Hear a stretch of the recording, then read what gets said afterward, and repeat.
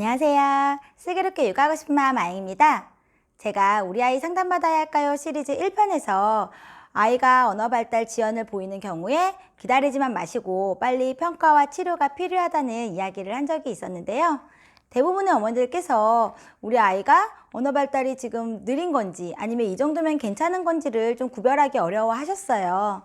그래서 제가 언어치료사 선생님을 붙들고 자세히 알아왔습니다. 이번 시간에는 언어 발달에 대해서 좀 자세히 살펴보도록 하겠습니다. 먼저 전반적인 언어 발달에 대해서 얘기해 보도록 하겠습니다. 가장 먼저 아이들은 옹알이로 언어를 시작하게 되죠. 그래서 6개월에서 8개월쯤 되었을 때 맘맘맘마, 빠빠빠 뭐 이런 단일 소리를 반복하는 옹알이를 보이고요. 9개월에서 12개월쯤까지는 뭐 외계어 같이 을라올라올라 뭐 이런 식으로 옹알이를 보이게 됩니다.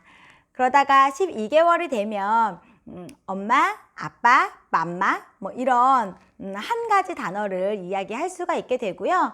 또 한 가지 지시어를 수행을 할 수가 있는데 예를 들어서 기저귀 좀 갖다 줘, 이거 쓰레기통에 버려줘 뭐 이런 얘기들을 듣고 지시에 간단하게 따를 수 있게 됩니다.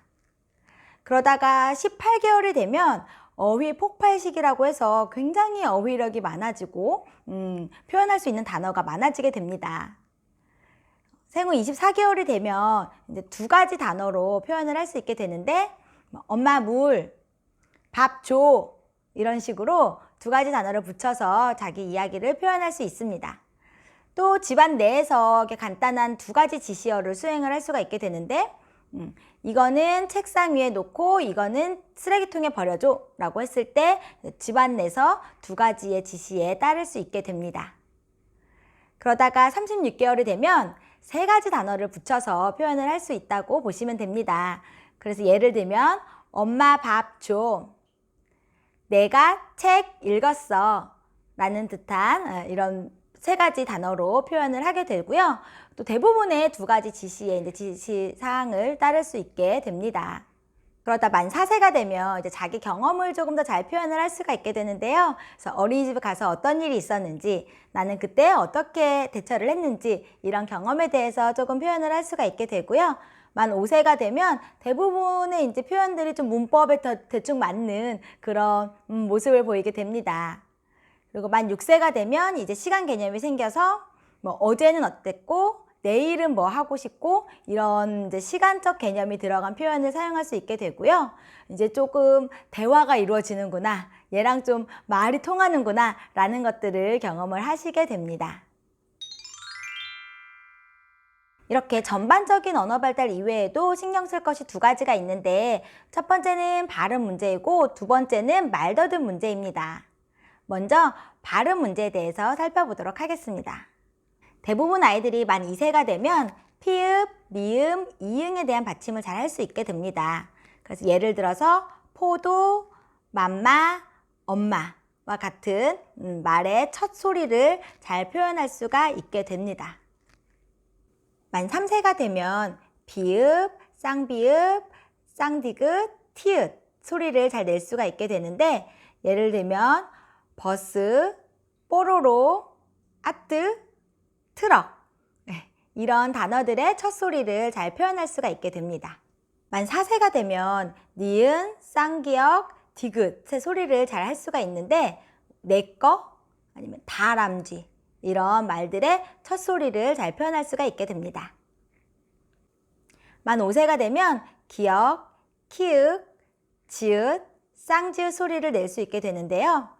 예를 들어서 가방, 케이크, 자동차, 짜요짜요 이런 말들을 잘 발음할 수 있는지 살펴보시면 됩니다. 마지막으로 6세가 되면 시옷 발음을 잘 하게 되는데 사랑해 라고 할 때 따랑해 아니고 사랑해 하고 정확히 발음을 할 수 있는지 살펴보시면 됩니다.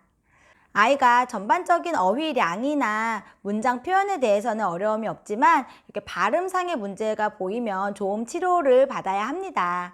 하지만 36개월 이전에는 그래도 대부분 발음에 대해서는 기다리는 편이고요. 36개월이 지나서 좋은 치료를 하게 된다고 합니다. 다음으로 말더듬에 대해서 살펴보도록 하겠습니다. 보통은 말더듬이라고 많이 표현을 하는데 전문적인 용어로는 비유창성이라고 얘기를 합니다. 사실 아이들이 만 5세가 되기 이전에 익숙하지 않은 말을 할 때 유창하지 못하게 대부분 표현을 하죠. 그래서 이전에 정상적 비유창성을 보일 수 있습니다. 그래서 조금 머뭇거리게 내가 오늘 뭐 이런 식으로 표현을 할 수 있는 거죠. 그런데 문제가 되는 경우에는 대부분 내가 오늘 뭐 이런 식으로 말소리 반복을 보이게 됩니다. 그래서 아이가 이런 모습을 보이게 된다면 이게 정상적 비유창성인지 아니면 비정상적 비유창성인지 평가를 받아보셔야 합니다.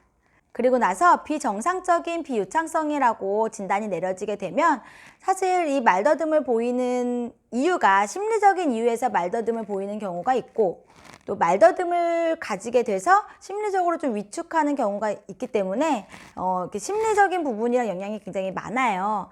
그렇기 때문에 말더듬의 모습을 보이는 경우에는 심리치료와 언어치료가 병행되는 경우가 대부분입니다. 비유창성에 대해서는 굉장히 아이가 커서도 보일 수 있는 모습이기 때문에 계속해서 잘 살펴보셔야 합니다. 이렇게 전반적인 언어 발달에 대한 내용과 치료가 필요한 조음상의 문제, 비유창성 문제에 대해서 다루어 보았습니다. 이 영상을 보시고 우리 아이가 조금 발달이 늦은 것 같다, 아니면 발음상해나 말더듬의 문제를 가지고 있다 라고 생각이 드시면 근처에 센터를 찾아가셔서 꼭 정확한 평가를 받아보시기를 바랍니다.